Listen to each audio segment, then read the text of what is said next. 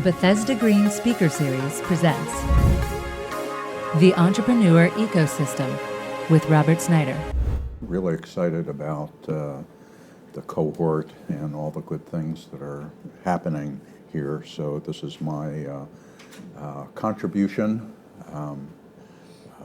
to hopefully giving you some good background on what the entrepreneurial ecosystem is like here. I was in Baltimore last week for an inaugural event of Anchor Ventures, which was one of a TEDCO-funded program, and the guest speaker was Steve Case, who was the founder of AOL and has a venture fund, and one of the things that he's doing is called Rise of the Rest. So he's taking a bus around to different areas of the country that aren't Silicon Valley. The idea being that there's all of this entrepreneurial talent out there that isn't really being paid attention to. And it's his mission, and he's raised a fair amount of money to do this, and he goes around. And I bring that up at the beginning here because one of the points that he was really making was that successful entrepreneurial areas develop an ecosystem, a community where people know each other, support each other. They knit together the different pieces of that entrepreneurial ecosystem, the entrepreneurs, the support services companies, sources of financing. They really, and they identify what are their strengths, and then they help build upon those strengths. So while he doesn't bring a lot of money to the table, part of what he's doing is trying to incentivize and leverage what he's doing to bring more of that ecosystem in those communities together. So DC hasn't been on his list, and I guess that says a good thing, maybe, that we're pretty far along. Maybe we don't need Rise of the Rest, although he did visit Baltimore a couple of years ago, one of his early ones. But it's important to know the different aspects of what an ecosystem is. A little bit about me. While I trained in policy science and doing public policy research when I first came to DC 30 years ago, I segued from my research interests into doing work in Montgomery County on developing programs in higher education to meet the needs of the high-tech industry in Montgomery County. So I got my start and have been mostly in kind of an economic development arena, whether it's been in Montgomery County or the state of Maryland. And so I've worked with the county government. I've worked with what's now the Maryland Tech Council. I've worked with what's now the Maryland Department of Commerce, and I've done consulting, and I did 3 feasibility studies and business plans for incubators in different parts of Maryland, one in Frederick and Howard County and Rockville, and they're all still going. So I have had a chance to look at and be part of the ecosystem, and so what I'm going to do today is hopefully contribute some of that experience and toward helping you. So Maryland's ranks very highly in a lot of indices of what a strong entrepreneurial and economic development region is. There are these national rankings, and I've got, three important ones listed there: the Bloomberg Innovation Index, the Milken State Science and Technology Index, and the Kaufman Index of Growth Entrepreneurship. Most of those, the first two, have a lot of the criteria are in R&D and workforce. The Kaufman one I think is interesting because they tend to measure outputs. So employment growth and revenue growth, and so I think in some ways that's even the more important of the three indices. The Maryland entrepreneurial ecosystem is a thriving environment in which to grow your business. There are a vast array of incubators in the state to support your business. There are state and local resources to help your business, such as funding sources from the Maryland Technology Development Corporation and the Maryland Industrial Partnerships Program. There are mentoring programs and other support services from businesses like law firms and accounting firms. And it's an environment in which there are tremendous other resources from the federal laboratories and universities with research programs and entrepreneur educational programs that provide many advantages to young companies who are looking for a place to grow their business. So just to give you a broader overview of some of the things that they're doing, they are the center for the DC I-Corps program, which is lean startup. So they are NSF funded in this region. There's a cooperative thing they have with GW and maybe George Mason, I'm not sure, one of the Virginia universities, but it's headquartered there at College Park. They do entrepreneur office hours. They offer a master's in technology entrepreneurship, which is an online program. I put down here it's $40,000, so it may not be something that you're going to jump onto, but it's interesting to see that this is the kind of thing that they've developed.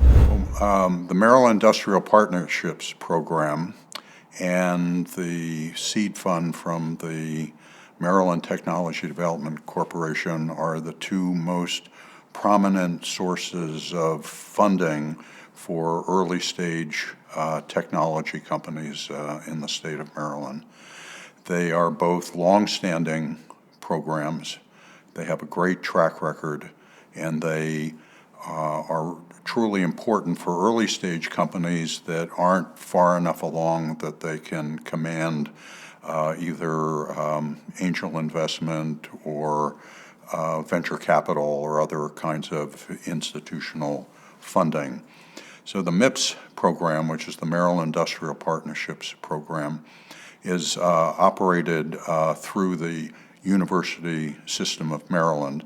It's based at the University of Maryland, and it offers grants of up to $100,000 per project and requires for early stage companies only $10,000 in matching support, plus some additional in-kind contributions from the companies.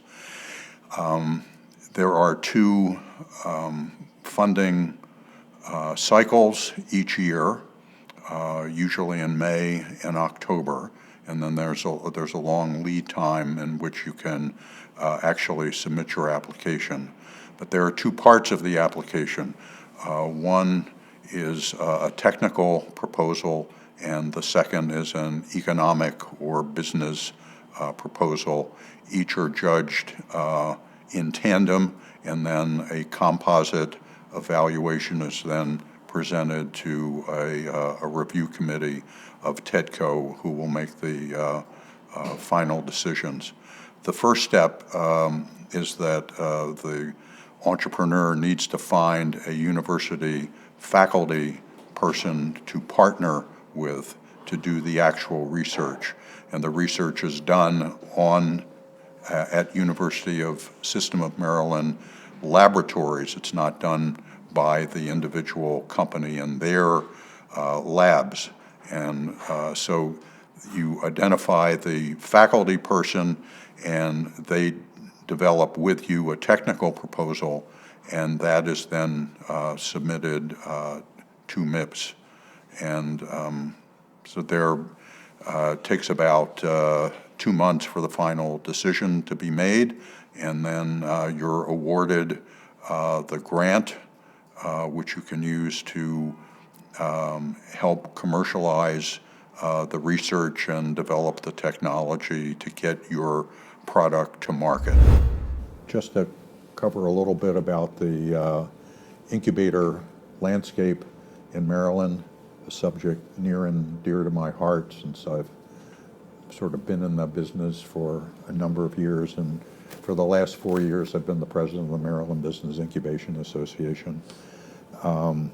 Stepping down in March. Incubators have been very popular in Maryland. They continue, new ones cropping up. One was just established a couple of months ago in St. Mary's County, that's near the Navy's Pax River Naval Air Station. And who knew, their University of Maryland has a drone research facility down there. And so the idea is that this incubator is going to try and get spin-off technology from there. So incubators tend to be affiliated with either local economic development organizations or higher education institutions. A few of them are parts of just independent nonprofit organizations. A few are actually for-profit organizations. But because it takes a lot of resources to operate an incubator, they tend to need some sort of subsidy, and that's why they're affiliated with other types of organizations. So they are in just about every industry sector imaginable. They tend to be the leading edge, in some cases, of new technologies and business sectors.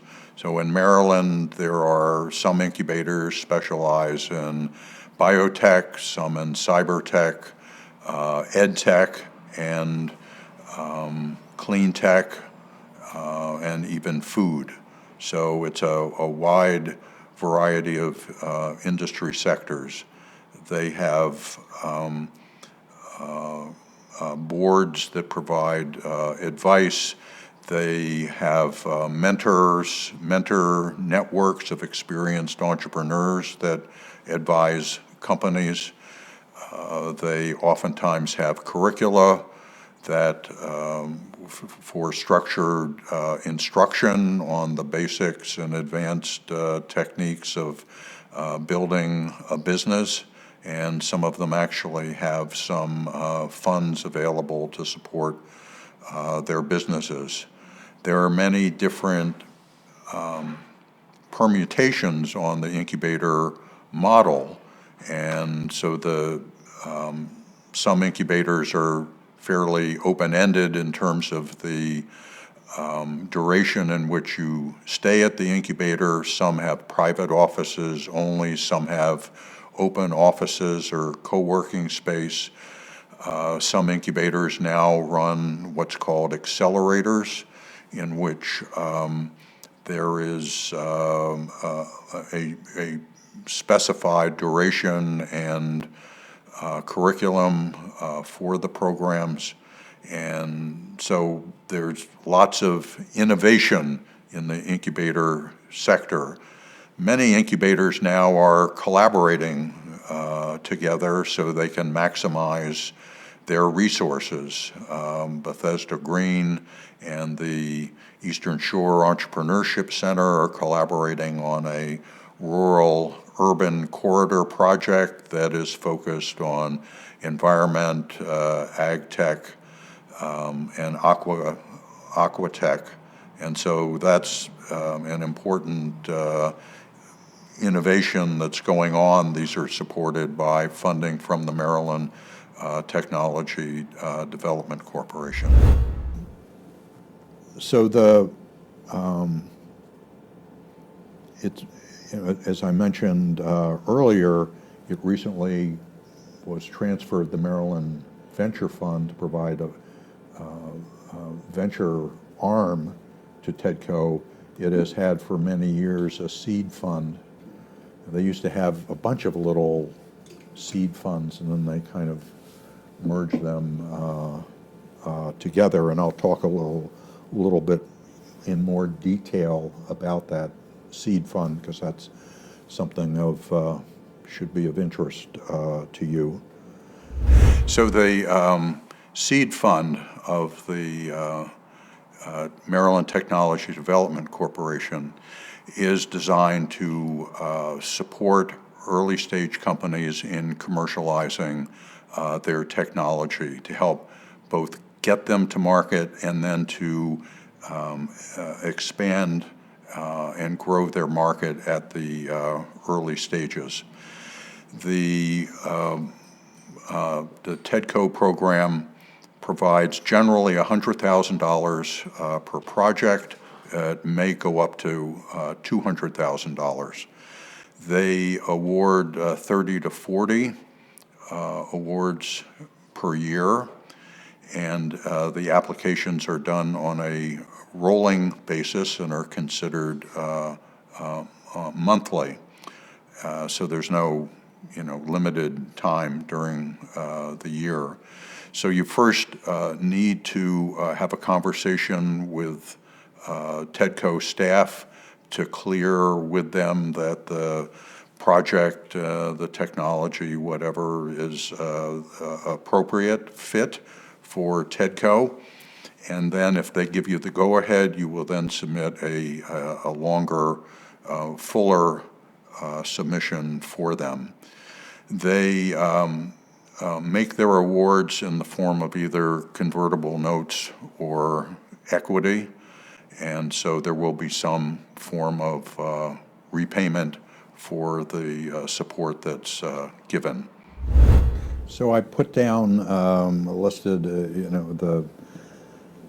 some of the funds I know that are around that are in the energy arena, but actually there's only one here that I think is of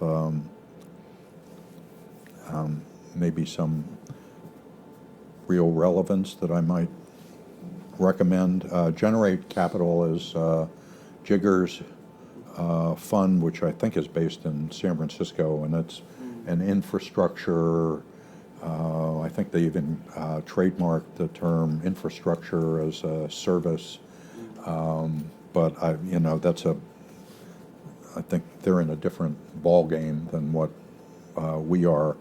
Potomac Energy Fund, which is in Frederick, I don't think is active.